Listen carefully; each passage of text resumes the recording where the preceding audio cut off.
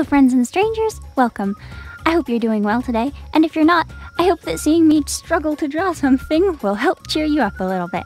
Today, I decided to do something a little bit challenging, and I haven't actually, seen this as a challenge or anything, but it seemed fun to draw something upside down.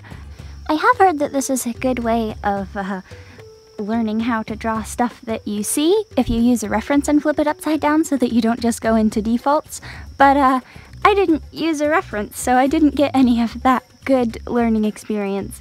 I would recommend if anyone else is going to try this, use a reference and flip it. You probably learn a lot more. Don't be a simpleton like me. It was still pretty fun just trying to use the guidelines that I usually use, but using them upside down, so I can't really look at them and compare them to like the references in my head that are all right side up of how I've done things before. But I think that other than the face, it actually turned out pretty decent. Well, you'll see. And then you can judge it for yourself. But this character, I'll just talk about real quick. I don't have a name for him yet, but a great friend and like a wonderful artist that I know designed the character for me.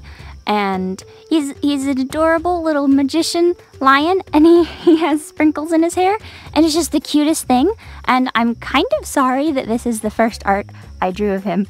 Like, I mean, I guess it turned out decent enough, but compared to the artist that drew it originally, it was so beautiful. Their username is Anoixi on Instagram, and I'll put a link either in like a title card or in the description, or probably both. You should definitely go follow them. I'm not just saying this. Their art blows me away every time, and I don't even know how they color so wonderfully. It's amazing. Anyway, enough bragging on behalf of the artists that talked to me on Instagram. The coloring really wasn't much different than usual. Past the sketch stage, it actually wasn't that difficult. The line art wasn't much different than usual, and the coloring, obviously, it doesn't really matter if it's upside down. When I got to doing the lighting, that was a little bit, I thought I had to think about it for a minute, because usually I realized how much of a default I have of just putting the light source in the upper right corner, and that wouldn't really work for this, because then the light would be coming from below them, which wouldn't make sense. So, I mean, yeah, other than that, I just picked the light source and then put the shadows and stuff on. But it did make me think about how I don't vary my light very much. That was a funny sentence. I don't change up the lighting, and I think that's something that I really want to work on soon, like making more interesting lighting so it just doesn't just seem like it's a vague light coming from one direction, but is actually maybe a bit more dynamic.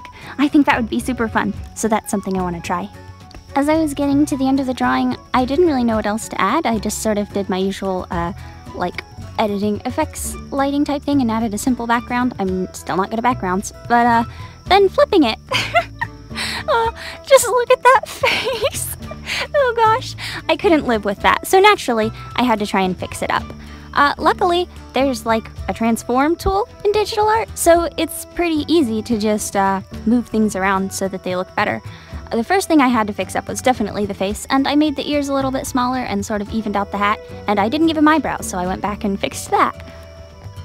I also decided to add these little stray hair type things on top of the line art because I've seen some other artists do that, and it really adds depth. It's sort of like something on top of the black that it really makes it stand out, and it makes the hair look fluffier. So I tried that out, and I really like how it looks. I think I might have gone a little crazy and added too much to where it just kind of looks like super frizzy, but I'm happy with it. Honestly, I wasn't expecting it to turn out very well, and the first one didn't, but I'm really happy that I was able to fix it up to be something that I actually like how it looks. Before the end of the video, I want to say a huge thank you to my friends over on Patreon who are kind enough to chip in and help support me feeling like a real valuable artist. Thank you so much, it really means a lot. If you want to check out my Patreon page and maybe join Vicky early, listen to Kiki and Trini Moss, I'll have a link somewhere that you can find it. Thank you so much for watching all the way to the end of the video. Leave a like to show that you are here, and comment. I really get motivation from seeing people's comments, so that always makes me happy. Anyway, until next time, bye-bye!